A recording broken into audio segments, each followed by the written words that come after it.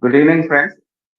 We are happy to welcome all of you this evening and this afternoon and the UK friends and other friends who have joined from the Far East and the Middle East countries as well. Friends, IAGES Prime Time is the flagship event where we try to bring in the best of the talents and best of the knowledge sharing from in India and out of India. Ladies and gentlemen, this is a brand new edition under the presidency of Dr. S. Murthy sir, where we expect to touch more horizon and bring in more good relationships across the globe. Then I have the honor of inviting Dr. Deep Goel, an eminent robotic colorectal surgeon himself, and a very ardent academician who has been spearheading the FAGS board for the last 4 years. And this year, he's head of the digital IAGS newspapers. Dr. Deep, now I hand over the program to you. Over to you. Thank you, Dr. Kanagvel. And at the outset, let me welcome you all to the new edition and the new year of another leadership in IAGES. As we all know that IAGES is probably the largest association of laparoscopic surgeons in the world. And we are so proud to be associated with this association.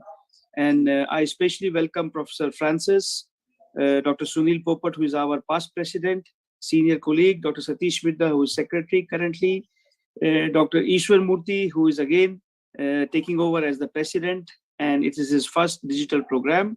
Dr. Kanagvel, who has been the backbone of this digital program as well as academics at large at IAGES. And as we know that Dr. Ishwar Murthy is a very, very dynamic surgeon. Not only he is a gastrointestinal surgeon, but also is a very enthusiastic endoscopist. In this part of the world, he is credited by doing endoscopies, not only diagnostic, but therapeutic. And he's also involved in training of young surgeons. And he's very vigorously pushing that the surgeons in this part of the world should take up endoscopy, and they must know how to tackle endoscopy their own patients.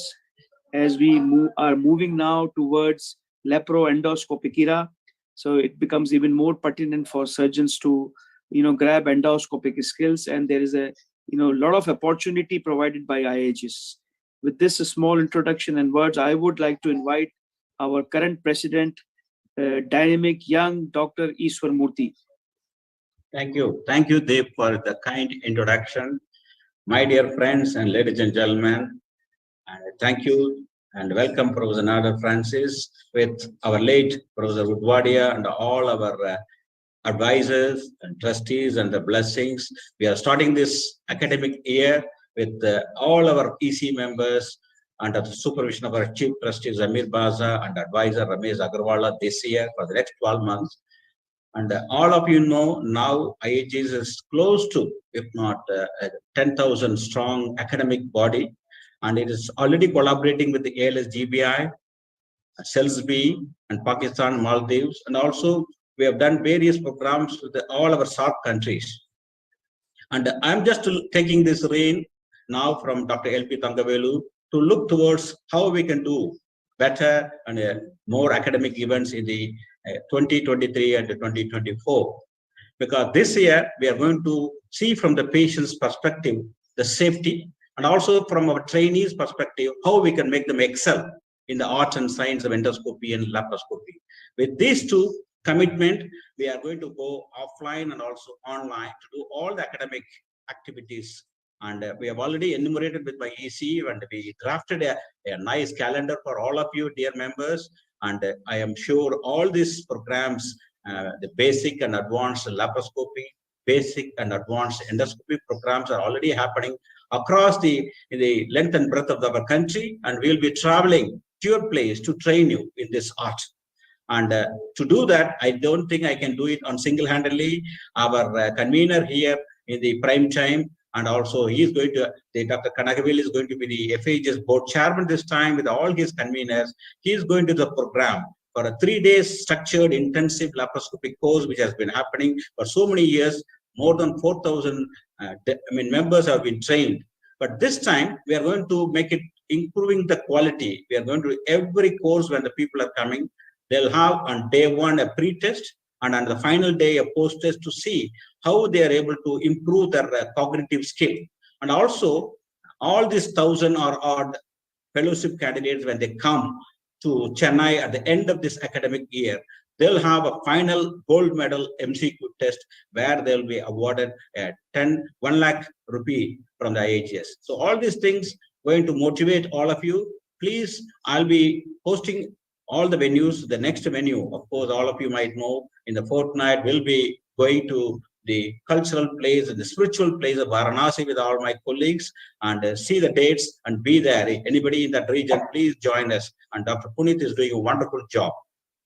And of course, endoscopy training is close to me because I'm a passionate teacher as an endoscopist, and with the Satyapriya, with the Professor Krishna Rao and all my colleagues, and we have done various programs. Similar to IAGES, we'll be having a quality control, and also we'll have a gold medal examination. So these are all the additional things when compared to the last year, and we'll be moving from Varanasi to Cuttack in April to do these programs under the leadership of C.R. Das.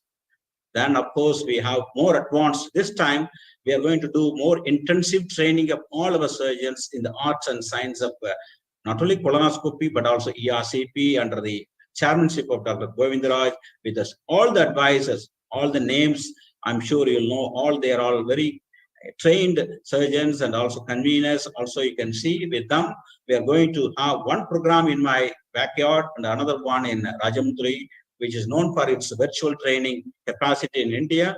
And this one is more like a proper fellowship course of 6 months duration. We'll be having an on-site, then we'll be meeting periodically for online program. Then we'll have a further part 2, like it is similar to this fellowship examination or FRC examination. We'll be having a part 2. So the duration is of 6 months, and we'll be slowly getting the credentials from the medical council in the coming years. And we also have plans to do more advanced program like US for surgeons, third space courses. And with all your cooperation, I'm sure we all get trained in this very important skill, especially in this era of laparoscopy.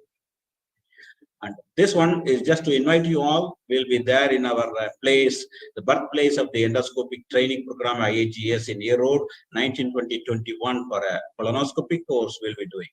And of course, for people who have done all the basics, want to go, I'm sure all the subspecialties are already there. The hernia is very well sought after the course.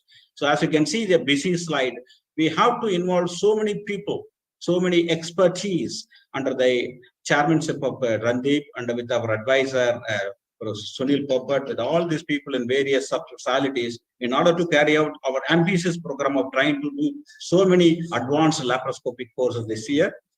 The first such course, we are going to do it in Mumbai, and Sanjay Sonar has already done enormous work trying to get it done in May, the last week in May. So as you can see, we are getting busier. We will be traveling almost every other weekend, and I'm sure all our EC colleagues will put up with me to make this passion to go, and we will maintain the tempo till we meet in February next year in Chennai. And in addition, wherever it is possible and who are willing to host and sign, they will be there to have 1 or 2 day event of safe holy course and also the hernia courses under the chairmanship of Ramesh Agarwala. These are all additional things to just ensure that we are able to reach, because India, as you all know, is a vast country. So we need to do an innovative way, and we have already have IAGES faculty forum where there are 200 of you already registered. So we're going to utilize all of you in all these academic events wherever it's possible. So you just keep me posted. So we'll keep you all involved in our this journey. And next, as Nader also will be interested, we'll be coming to Edinburgh this time to Royal College of Edinburgh, the college itself, to do this first online. We did it 2 years ago on an online event. This time it's going to be offline in the college itself under the chairmanship of Raman and Pawninder Lal. I'll be there along with my colleagues to do this program in October. Please join, and I really thank Professor Rowan Parks and his vice presidents and councils for agreeing to host it. And already the brochure is out. I'm sure the payment gateway will be ready in the next couple of weeks. And watch, if people interested, go to this registration www.indo-uksurgicon2023 to make the registration from next Monday. And it will be INR or equivalent of that in pounds, 25,000 rupees for a delegate registration, just to give an indication how much it will cost you. And World Congress of Endoscopic Surgery is coming to Kolkata, and as you all know, IAGES is one of the important body in IPSIS, and thanks to IPSIS, we are getting it in 2024 in Calcutta. The dates, as you can see, and Professor Subhas Khanna and Ramesh Agarwala, we are working even already every day to make it really a very inclusive, grand event for everybody. So the brochure is out. There are some early bird offers. Please watch our website to utilize this, because if you register in the next month or so, instead of 25,000, you'll be getting 10,000 rupees you can save by just registering with the 15,000. So these are all the additional things. And as I can see, there are lots of young IAGES members. They wanted to take us all to the mid part of our country, Popat, a beautiful lake city, where we are going to have Isan, and with all his colleagues, we are going to have a beautiful midterm. I think we missed the midterm for the last couple of years, and this year we are going to have a midterm conference with all these events happening. And we have a special edition of postgraduate training program also in the pipeline. And as you can see, there are so many people. All of my colleagues here mentioned, they're all in various medical colleges in their own capacity as professors and associate professors. They'll be doing all. I have given them the background information of the course module. So they'll be carrying out, because today's the trainees are going to be tomorrow's trainers, we know. So we need to get them young, train them in this art. So as they are getting the second and third year postgraduates in surgery. And even 2 days ago on a Sunday, we had a meeting with all our UK friends, and Selva, Viswanath, and all others under the chairmanship of Ramesh, to see how we can go globally to get the research in a bigger way with all our members mentioned, because we have already published various articles. We wanted to go more into proper prospective studies in a peer-reviewed journals. For this, we need a lot of enthusiastic editors and writers. So it'll be very interesting to see how we evolve into that, and we have various ideas. And when we come to this particular part, virtual academic platform, where I think Deep has taken this challenge, trying to go in a three-prong attack. One, as a prime time, he'll be joined by Raman Goyal and Kanakaville, and ALS GBI, where mainly it'll be UK based, where we'll be also meeting our ALS GBI colleagues at least once in 3 months with Sunil Popat and Nidhi Kantanwal, and SARC countries, Satyapriya, along with the Deep and Sarpras will be seeing. So all this have been planned, because we can't travel everywhere, and this is a perfect platform to express and mutual exchange of our knowledge in this field. And 16 lakhs rupees have been spent every year by IAGES for best postgraduate thesis awardees, and also the best researcher awardees, and JMAS original articles. So all this money we get from you as a membership fee, they are all spent sensibly, and in order to just increase our skill set in all our countrymen. And to see that it is not always academic. This year I have proposed 2 such events. One, of course, is trying to have an IAGES cultural club. Wherever we go, we make our presence felt in the evening, at least, to have a lighter way with the light musics and the songs and dance. And also, we know how important not only the safety of the patient, but the safety of the surgeon is equally important. Ramesh Punjani is working already with the seniors like all Pradeep Chave, everybody, how we can go hand in hand in any legal issues, how to improve the patient's awareness, and how to design a proper consent form, and what guidelines and the medical legal aspects one has to learn as a surgeon, young surgeon. All these things are getting worked out, and you can see us all not only in this academic platform, but also in this various social platforms where will be visible. And I wish to see all of you as a president, Congress president at Taj Coromandel on 1st and 4th February, IAGES 2024. So till that time, I thank you all. I'm sure you had a lot of faith, and really, I'm very thankful to all 10,000 members for having elected me as a president. I'm sure I'll do justice to make sure we take the IAGES name and fame to a global stage in a bigger way. Thank you very much. Thank you, Deep, for giving the opportunity. Thank you. Thank you, Mr. President. Thank you very much for your, your thoughts about 2023. And I'm sure with the vibrant team which you have, you will be able to set new high standards and raise the bar. Now let me have the opportunity of introducing Professor Sunil Popat, who is our ex-president of IAGES. He's a very, very accomplished surgeon, and his main area of interest is foregut surgery, apart from other parts of the abdomen. He's a trained surgeon from UK, like a lot of us, like our current president Ishwamurthy and myself. And I would invite Professor Sunil Popat to introduce Professor Francis and take on from here. Thank you, Deep. My compliments to President Ishwamurthy for taking over his presidency and starting the new academic IAGES year. It is a great pleasure to see Professor Nader Francis and Professor Selva Sekar here, our ALSGBI colleagues. And it is indeed a great honor for me to introduce Nader Francis, with whom we are working in ALSGBI IAGES collaborative seminars since last 2 years. So friends, today it's first IAGES prime time of the brand new academic year of IAGES, and we are starting with the training perspective. Professor Nader Francis is a colorectal surgeon at Yeovil District Hospital, also visiting professor at University of Bath. He is a laparoscopic colorectal surgeon with national and international profile and reputation that attract patients from beyond the region. He is committed to minimal access surgery and enhanced recovery, and continues to improve patient experience through an excellent relationship with the whole multidisciplinary team. In addition to fostering this locally, he has been working to promote the spread and adoption of enhanced recovery nationally through Enhanced Recovery After Surgery ERAS UK Society, which he chairs. Professor Francis is passionate about education and training in healthcare with a prior educational PhD in surgical skills assessment in laparoscopic surgery, which underpinned his national role as a trainer and educational lead in the field. This has generated several publications in the field and recently has been appointed as the National Educational Tutor for Coloproctology to develop an educational portfolio for the Association of Coloproctology of Great Britain and Ireland.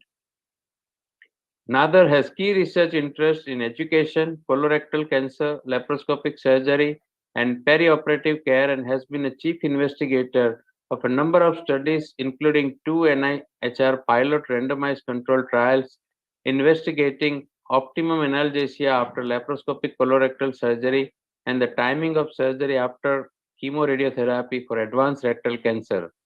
As an acknowledgement to his research activities, Nader has been appointed as the lead of surgery and colorectal cancer at the Southwest Peninsula's Clinical Research Network.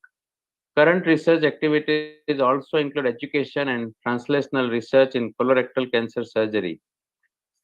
Professor Francis is a dear friend, a very kind surgeon to his patients, a very good educationalist and trainer for all the laparoscopic surgeons, and he has an intense interest in teaching. I have been seeing him over the last several years working very hard for the training and teaching skills to the junior colleagues.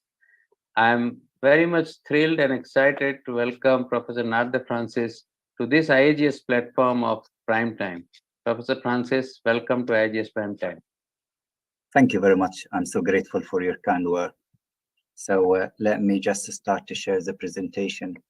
Can you all see? Yeah. Yes, nice. I'm so grateful, and it's always my pleasure to be with IAGES. I think it is inspiring what you do. I genuinely mean this, and I've had the opportunity to listen to all the activities you do, and it is something I can congratulate you, and I can say keep going. It's wonderful things, and it's our pleasure as the secretary of the ALSGBI to be part of this collaboration with you. So I was asked to speak about robotic training. These are my disclosures. None of them will apply. I don't consider myself expert in robotic training, but I do lead the Robotic Training Center in the UK at the Griffin Institute. And I have a strong interest in education, as Sunil just mentioned. I'll give you a little bit of background about what we have been doing and the robotic surgery and how we're measuring performance in general, and how can we apply this to robotic surgery. You're probably familiar with this kind of journey of minimal invasive surgery, especially in colorectal. That is my field. And it goes back to 1991. And in 2009, we developed our national training program in England to enhance the spread and adoption for laparoscopic surgery for colorectal. We have not established the same, as you're aware, for robotic surgery. And robotic training, as you're aware, is solely supported by industry, which we're grateful for.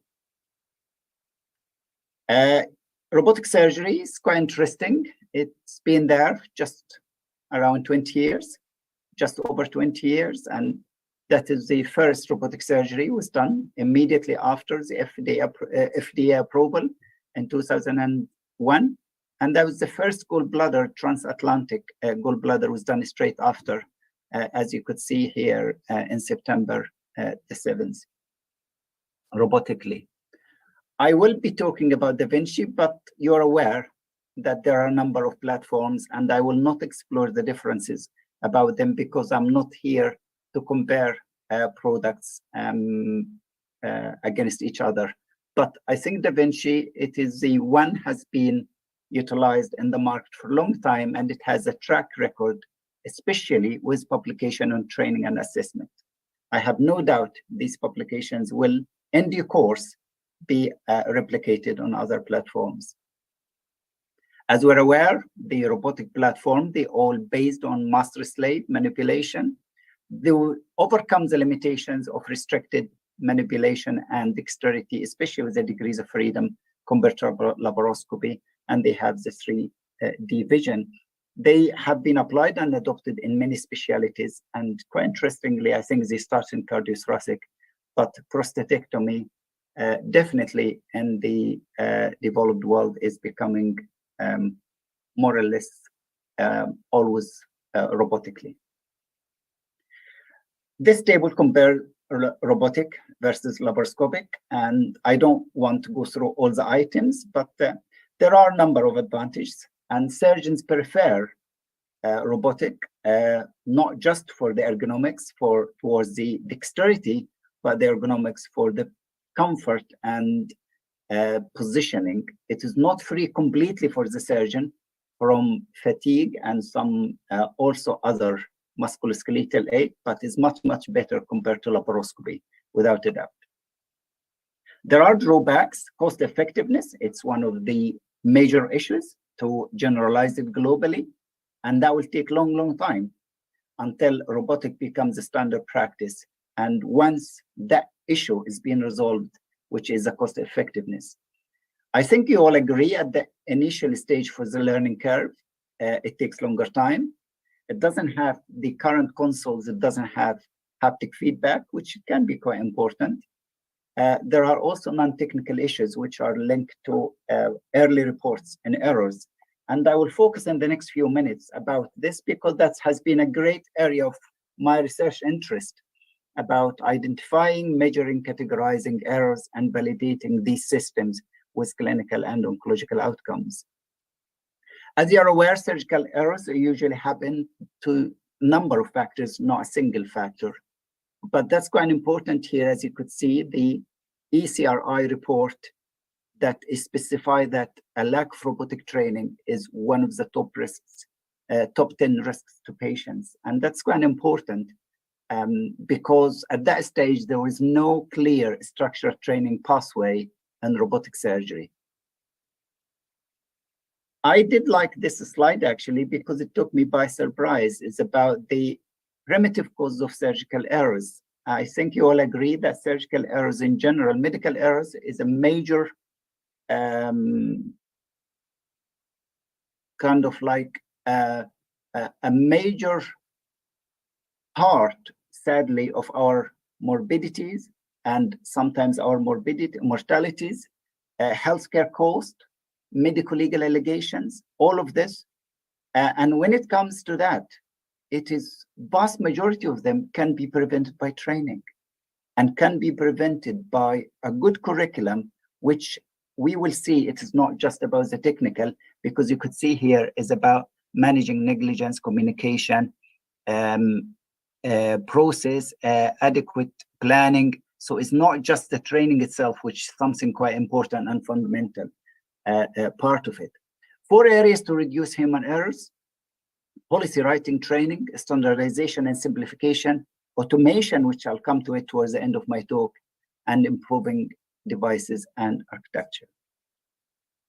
So you're probably aware that hospitals are now being used for negligence regarding credentialing policies, and surgeons all over the world are being sued because of lack of consent. And when something goes wrong with an operation, surgeons are put under huge amount of scrutiny by their professions, by their medical legal parts in their country, and they're under obligation now to be the responsibility of training and credentialing and privileging surgeons to use new technologies is becoming our responsibility. We can't wait now and he's saying it is not part of me, because this is the part will protect me. In the past, we used to look at assessment as something alien to us, something scary. But you will realize, hopefully by the end of my talk, assessment can actually support us and can demonstrate that we are fit for practice. But it is all about measuring performance. And why I'm talking about measuring performance? Because optimizing performance leads only directly to optimizing outcomes. And you can't really optimize unless you can measure, if that makes sense. So we're also obsessed about measuring outcomes, but outcomes are influenced directly by performance. Traditionally, we measure outcomes by comorbidities, lung infection or complications, or pathological outcomes or survival. But the problem, we miss the golden opportunity, and the golden opportunity, it's what's happening in the OR. And with MIS in general, this can be recorded exactly the same as the surgeon did. So we have a black box of what's been happening there. And there is no point on earth to study the aftermath. Studying the post-mortem analysis of complications, it doesn't influence, and waiting for some patient to have a very high R1 resection, the damage is already done. So we need to move of measuring outcomes into measuring performance, because that can immediately impact on patient's care with minimizing harm. How can we do? If you look at the surgical process, obviously we have patients with substantial comorbidities and patients factors. We have tumor factor or pathology factors. But then the surgical process, also there are multiple factors when the whole entire preoperative process. Technical part, technical performance is an integral part of the outcome. And we need to look carefully into that technical part. So traditionally, we measure that technical part or performance through various tools. So there are various checklists, as you could see here. It's like basically a structure analysis of the procedure, and you go through them. And these are usually procedure specific, as like, for example, that is the PBAs. There are also global rating scales like GOLS and GEARS, as we'll see for or gas forms for minimally invasive. And then I'll speak to you about our system, what we use, which is called OCRA. So give you an example for each one of them. That is a gas tool we used and developed for LabCo training program. Gas tool is a simplified way, is a formative assessment, means you can't make decisions, you can't certify based on it, but it's really useful for training. You break down the operation into 3 or 4 components, and each component into 2 or 3 subcomponents. But that's not the issue. The issue is about scoring the performance based on the level of intervention from the trainer or the support is required. And the beginners start with level 1 because they don't know how to do it. And they'll become, the input from the trainer become less and less until they reach level 5. And level 5 means they don't need training. They can do it safely on their own. And we use this data to develop what's called QSUM curve. And QSUM curve will tell us when can we stop the mentorship, for example. And it can tell us very detailed, important points. So for example, here it can tell us which part of the operation they reach plateau first. So you can see here, for example, the anastomosis, that's easy because they all learned how to do it. But the vascular pedicle, for example, in colorectal surgery, after 20 odds operation, they reach a plateau. But we discovered the hepatic or splenic flexure, they take longer than that. That is only based on that. So how can they imply this to practice? When I have my fellow with me, and they've done 20 cases and they're struggling with the hepatic or splenic flexure, I say, you don't need to do all of these things. I can do them. You can start to help only and do the flexure. So it can you do a tailored and personalized training so you can speed them up. Of course, it can tell us the differences between the learners. As the learners, these learn at different speed. And learner D here, it doesn't mean that they are less intelligent compared to learner A. They are just different. They require a different strategy and more time to acquire the skills as trainee A. And you can plot this on a graph that can give you both the trainer and the learner meaningful data that can help their progression. But you cannot make decisions. Why you can make decisions on what we call a competency assessment tools? These are summative. These are like exam. But obviously, and we applied this again in LabCo training program, but exams are traditionally assess cognitive knowledge. You can't assess cognitive knowledge for a technician. We are technicians. So for a technician, you assess technical skills. And how we assess technical skills, surgeons when reached level 4 and 5, they were asked to submit videos. And the videos analyze using this complex tool in front of you, which is called CAT or competency assessment tool. This is also, it looks quite complex, but it actually is very simple. It again has got the 4 points about the operation is exposure, pedicle, mobilization, and resection anastomosis. And what you have here again is what is the retraction doing, what is the dominant hands doing, what is the errors using the OCRA, which I'll mention in 1 second, what's the outcome. And you will end up with a score you quantify. We developed that for the colon, we developed that for the TMA, and we validated all of these things. And we validated LabCo program. And we showed actually that the scores of these videos, which were blindly assessed by people who are completely not aware of the performer, completely not aware of the outcome, but the scores correlated significantly with all the pathological and clinical outcomes. What is the error which I've been telling you about? Errors is, at the moment, is done manually. I had 2 or 3 PhD fellows, 4 at the moment, working on it. They go through frame by frame, and they will capture and code, identify the errors, to code them manually, the time code, the error mode, the consequences, and they give them classification. And from that, we developed a classification of operative performance as a reporting system. And the reporting system is very similar to Clevian-Dendo, but Clevian-Dendo is for post-operative. We developed that for intra-operative.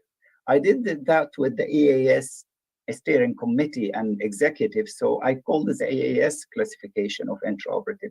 And that is for specifically to report on operative events. And level 1 is basically, there were no consequences with a very, very simple hiccup that did not result in harm. Level 2, a minimal damage which corrected by nothing required to change the pathway of the operation. Level 3 and 4, these are the serious stuff. We changed the pathway of the operation. Level 3, for example, we did a splenectomy during splenic flexion mobilization. That's not part of the operation. And level 4, life-threatening bleeding and so on. And this actually That is level 1 basically is a near miss. That's opened my eyes into measuring near misses in surgery. And in industrial model, near miss is really an important part because they don't wait for errors to happen. They want to capture the near misses so they avoid errors. So in an industrial model, they found you need a 300 near misses to an industrial catastrophe. When I compare this with rectal cancer surgery, TMA, MIS, the margin is really, really small. The threshold is really, you need under 20 surgical near misses to result in one major event. Now, an industrial event, a major event obviously is different because that's massive casualty. But one major event is almost compromising patient life. So you could see actually here, the safety zone is quite narrow really in surgery, but we don't pay attention into near misses and we don't measure it. We went on and we did something very similar to Berkmeyer's paper in the New England. We published this in JAMA Surgery, and we had a large cohort of surgeons across the whole world doing rectal cancer. And we categorized them into a league table. Sorry, I'll go back. And we did a lower and intermediate and upper quartile. And we looked at the surgeon's performance using the video analysis, using the structure forms which we created, and we looked at their outcomes. And you could see here significant difference in operative time, blood loss, morbidity, and 30 days morbidity. And even after that, with the mesorectal quality of TME. So what I'm trying to say is we can now measure and quantify operative performance, and something that is what I'm trying on now to build on and doing the robotic. And RSC, they've been ahead of the game and they developed a consensus on about what to do with training robotic assisting surgery. So I'll share with you what we did. You cannot read the small handwriting, but that's pretty much that was the outcome of the meeting, which I summarized in these 3 blue boxes. We need standardization. We must standardize first what we're doing, and either that is basic or specialty specific. We need to have objective metrics, and that has to be implemented by society and hospital and doctors driven. But we cannot do it alone. It must be done in partnership. And at the moment, if industry leading training, we need to work with industry, but we need to work with our association. We need to work with IAGES. That's a typical example of a society is passionate about training. But more importantly, we must have number 3, which is the benchmarking accredited metrics. What are we going to measure? And that cannot be based on one single factor. It has to be a multimodal, as you will see it. So what is happening? There has been a number of curricula so far. So you've probably seen the FRS curriculum. There have been some urology. They've been ahead of the game. They have been a lot of validation of this curriculum, general surgical curriculum. There have been systematic reviews in curriculum. And what I could summarize from all of that, that's pretty much what with a robotic curriculum in a parallel to what we've done so far in the last 20 years in laparoscopic surgery will be like. So there will be some sort of a cognitive, didactic learning online. FRS curriculum is an amazing platform now. You can download it on your iPhone and you go through it. It's got an assessment at the end. And it's really, really important. Watching live cases, all of that is really kind of that cognitive. But also with the robot, we have the VR training. We also with the robot, we know that is important of non-technical skills. It's about all of these situation awareness, decision-making, leadership, and team working. But it does not actually stop at here. Spending hours on the dry models, weight models, lab, which is actually companies do now, industry do, and you cannot jump straight away and operate on patients. And we're grateful for that. But we need to move on from an industry-led certification into societies-led certification. Then, of course, after that will be the mentorship. And with the mentorship, of course, that will be modular training. But really, really important is the continuous data collection and audit and monitoring. Last few slides is about objective assessment must be validated using proficiency-based training. And it has to be probably very similar to formative and summative. And we spoke about the automated performance matrix. And here, as you can see, that is the gears. I think we cannot stop that session without talking about gears, and I'm sure you're familiar with it, but that is what is the original gears, or we're modifying slightly because I think slightly needs a bit of modification, but it measures by manual dexterity, efficiency, force sensitivity, autonomy, robotic control. But these are not operation specific. That's really, really important. These are basic and generic and global. That's why it's called the global assessment tool. There are procedure specific, but they're mostly, there's one is being done by Gallagher group with the ESCP for low anterior resection. And of course, there is one for RAB, for prostatectomy. So there's a huge field for growing here, for growth to work on these ones. I like this slide because that's a realistic slide. When it comes with automation, which is the next step, so I had 3 research fellows, each one of them spent 3 years doing manual annotation for errors. I have no doubt AI and machine learning will come and replace that, but we're not ready yet. It's going to take probably 10 years. For identification of errors here, that is the realistic, is detect intraoperative. So where are we now? Identification of anatomy, annotation, segmentation, and doing all of that, that's where we are, probably within the 2 years. I think the next 5 years, there are a lot of interest globally on artificial intelligence and machine learning. That's what probably we need to work together. We need to work together to bring the resources because there are huge amount of data is required to bring these machine learning and identification and put it into a clinical context rather than a research paper. I just need to skip quickly these ones. These are basically what's happening in the various research what so far is being developed in the artificial intelligence and validation of these ones. They are not applied in clinical practice yet, but it just shows you most of the research is done by Andrew Hung, to give him the credit, mostly on prostatectomy, of course, considering his special interest. Robotic training is a team training, as you know it. So what can I summarize? I think we need standardization for training curriculum that underpins everything. We need to develop the matrix, and we need to work together to develop the matrix, and we need to agree on the matrix, what we measure. And yes, I understand that automation is the future, but these need to be validation, and they need to be developed with the relevant bodies, with the relevant clinicians to provide clinical context, and especially with benchmarking and assessment. And I would love to welcome you all to the Griffin Institute, our robotic training center. Thank you.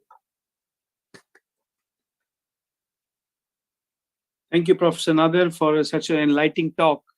And we have no doubt in our mind that artificial intelligence, virtual reality are, they have just started, and the kind of shape it will take in the future can be surprising for all of us. But a lot of people around the globe get insecure about the technology and artificial intelligence, and they think that their jobs have been taken over by the machines. But I don't think that is going to be true. It is on the contrary. People who will use AI and technology will survive rather than the people who will not use them and will be insecure from them. So if there are any questions, Dr. Kanakbel, please go ahead and ask Professor Francis. I'm sure he will be happy to answer a couple of questions. Sir, we are getting it done in the moment. I have a quick question to Professor Francis. Sir, there has been always a quick question from anyone. Say, for instance, people who are in this current generation who learn surgery on a robotic platform, and people who are starting or migrating from laparoscopic to robotic platform. What is your experience, sir? Do direct robotic people have any edge over learning surgery? I will say something, but I would like Salva Saker to also hear from him as well. People you saw in that graph, people learn differently, and innate abilities are different.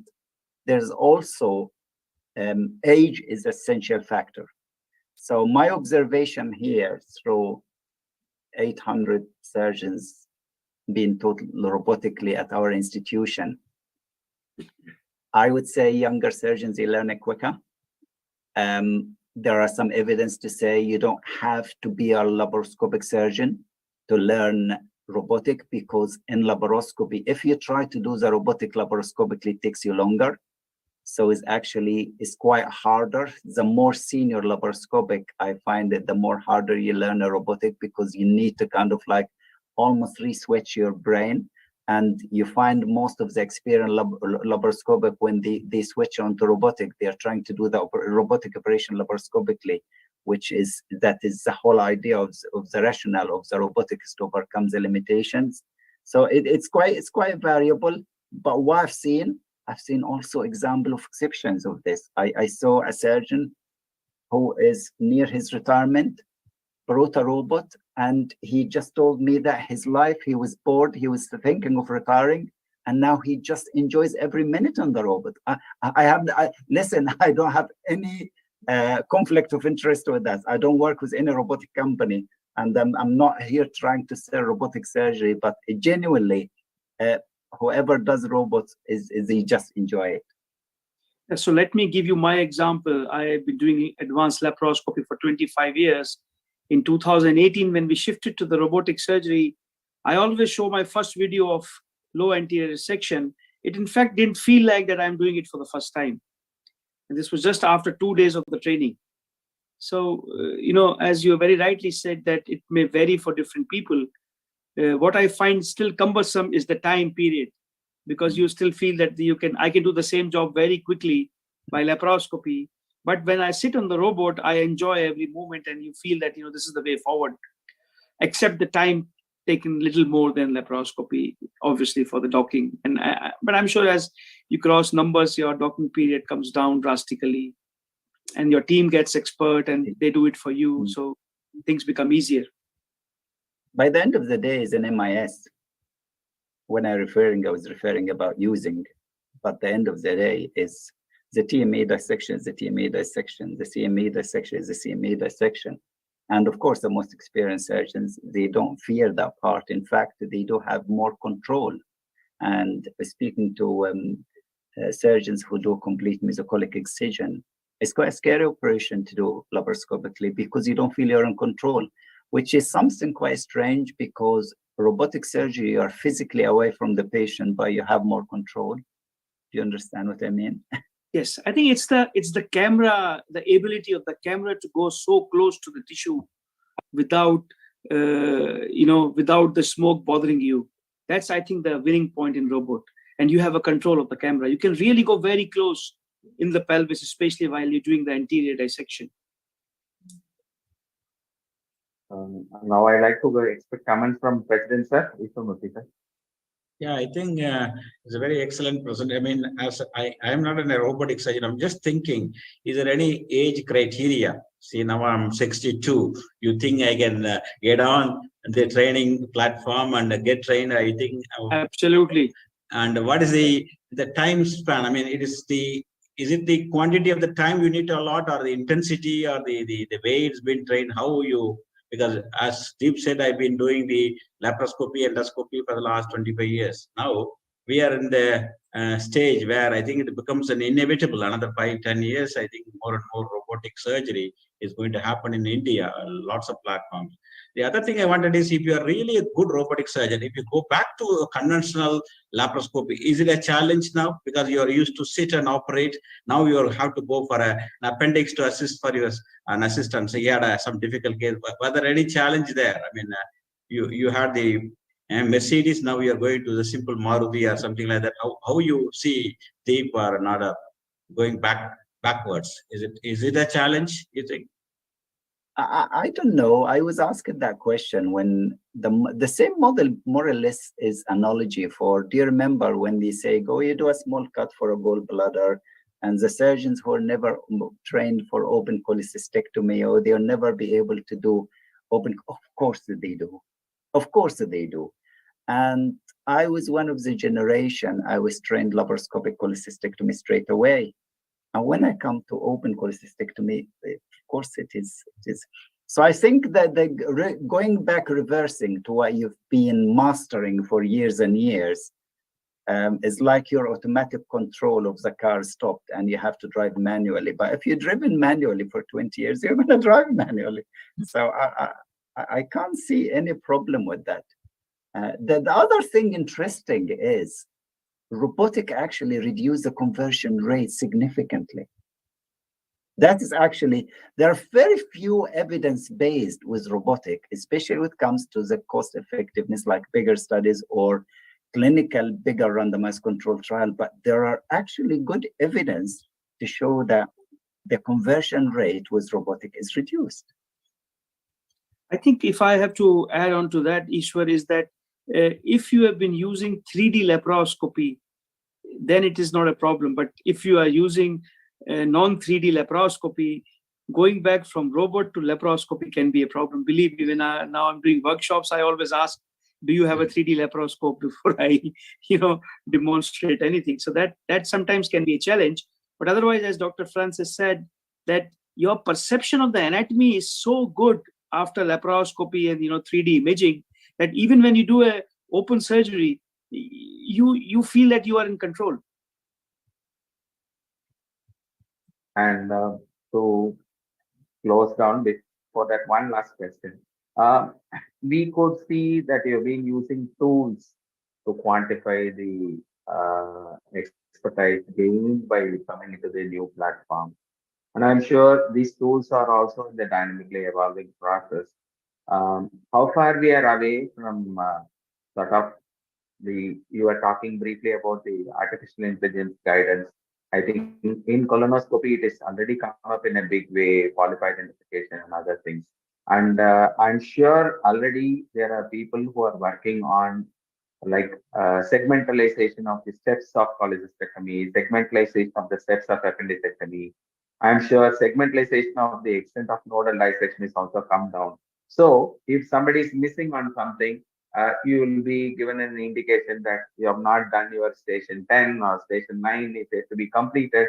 So on that grounds, how far it is like through somebody next to you sitting down mentoring, yes, you have to go to this, go to this, go to this, you are ready to complete this step. So does it mean the surgeon loses autonomy, or on the other side, as our president always wishes, safety? So that makes the surgeon to be safer, and you feel like somebody is mentoring always next to you. What is the experience with you, sir? I'm sure in your translational work you should be doing something on these areas of also. Can you share some of your thoughts on this? So that's an important point, and that goes back to the initial point about where are we as surgical community and AI? Is it with us or against us? It's not against us at all, because we're the ones who are developing the AI. And if anybody develops an AI and not working with a clinician, it loses the clinical context with it. So, and we're still far, far away from machine learning to tell us a good surgeon from not or less good surgeon. So we're far, far away from that. What we will reach before that is what you alluded to, is the intraoperative guidance when you need it. It will be a button. That's why I'm imagining will be, you want to switch on, or if it's annoying, you switch off. But some stage when you want, you're actually a little bit struggling with the anatomy. The time will come, you will turn that button on, and that will tell you what's going on and which bed. And tell us, we're all here surgeons. Do we ever come to a stage where we say, hang on a second, I'm not sure where I am? We all come to that, because difficulties are variable, complexities are variable, pathology is variable. Now, in order to feed the machine all of these variations, that will take years and years and years. Hence, I showed you that slide with the realism of when the MR or machine learning can help us. It's likely to take number of years, maybe 5, maybe 10 to come to that. So I have no doubt that machine learning will be an aid to surgeons to help them if they need to. In terms of coming later on to assess their competency and become a replacement for an assessment tool, that is likely to take long, long, long time. But the very likelihood it will be a friend before it becomes an enemy. Also, I think a good example, Dr. Kanakbel, of AI at this point of time is probably intelligent staplers, in Of robotics, course. which is measuring the thickness of the tissue and choosing which height of the staple should be fired. And it is Right. also telling you that this tissue is too thick for this particular stapler, please remove it or use another stapler. So that's, I think, it's happening. It's much nearer than we think. Is a very, very good example, yes, because the machine can read the thickness and will tell you, because especially when it comes with edema and we treat people with obstruction, we need that help. And we all have done at some stage or come across that leaking through the stable line, or that when the tissue are edematous and we are treating the same, we have been for decades treating them all the same with the same product. And then we realize that they are actually quite different.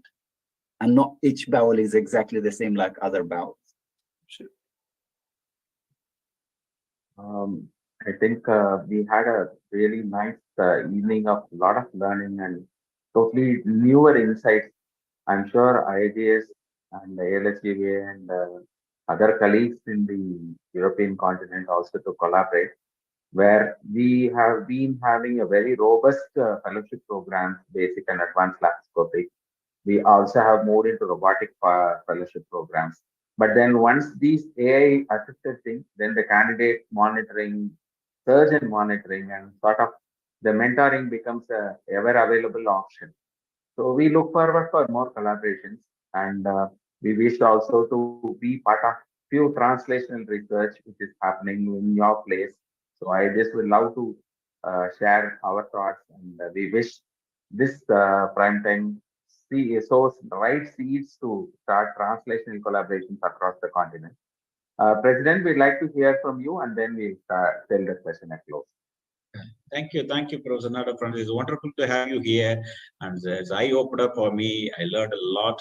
I think the training in I mean, it's similar to what we try to achieve with using the simulation in the right proportion when we train our endoscopists, both in the colonoscopy, and slowly we are believing if we have a proper structured simulation models, I'm sure the learning curve to some extent can be shortened and trimmed, and it'll take away a lot of burden as a trainer from my head. I can just put them in the right time to the live patients. I think the patient safety also taken care of. And also when we use things like the endobrine, when we do colonoscopy, otherwise what I seen is as a novice, they pull the scope too fast. So now it is making all this. So it makes them to just to see where all the heights highlighted. They have to be a little slower. They have to think every minute there is something flashing in the screen. So it is a quality control also. I think it is more of a friend than foe. I really think, but it has to be used. Sometimes too much of information can be counterproductive. I fully understand, but I think.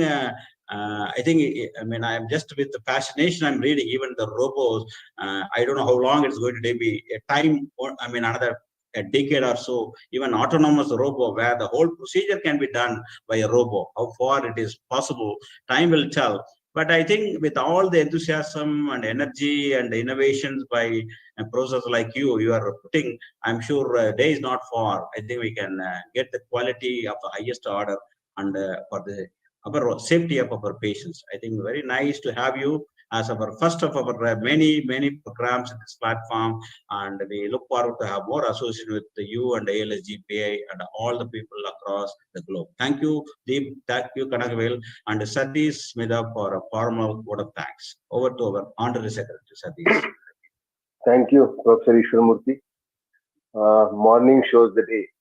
So it was a good beginning for the prime time and good batting by Professor Nader Francis. Of course, on a very pertinent topic, and technology has to find its way. And we saw the revolution of laparoscopy 3-4 decades ago, and I think the next revolution has already started, and we are seeing it. And it has to go. The limitations which we are seeing today, we used to see many contraindications of laparoscopy as slides. I think these limitations which we have shown today will always vanish in years to come. Of course, the main issue in a country like India is the price factor.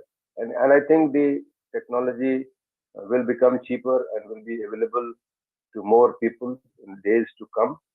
And you gave us the insight that how this technology is developing, the amount of research work which your team is doing. We are enjoying probably the fruits of this technology, the research work which your team is doing. It will be an honor for us to visit your center. I think you have given us an open invitation to all of us. So one should visit these centers so that we can also do innovations in our country, so that we have many of our executive members, one of our past presidents has been working for robots for a pretty long time. I think it has to be translated into a reality in days to come. So thank you very much, Dr. Francis, for sparing valuable time and sharing your thoughts, which are, I think, will sensitize us to go into robots and use it for the safety of the patient, for the betterment of the mankind. Thank you, Dr. Selvasekar, for being present here. Thanks to our dynamic president, who has given insight into the next year programs. I think it is going to be a busy schedule, and we will reach up to the targets and your expectations, and whole team is geared up for the next year. Thanks, Dr. Deep Goyal and Dr. Sunil Popat, I think, who has left now. And thanks, Dr. Kanagve, being the convener and always taking efforts to make each and every program a successful one. Thanks, Talk Plus team. Thanks, all viewers, for staying with us. Thank you very much. Good day and good evening to all of you. Thank you, everybody. Bye-bye. Good night, Professor. Good evening. Thank Bye. you. Everybody. Good night. Bye. Professor Francis, thank you very much for staying with us on a working day. So we look forward to meet you shortly again for the next meeting, if you are for the colorectal meeting. Thank you. Bye-bye. Not at all. Bye-bye. It's been my pleasure. Thank you. Bye-bye. See you.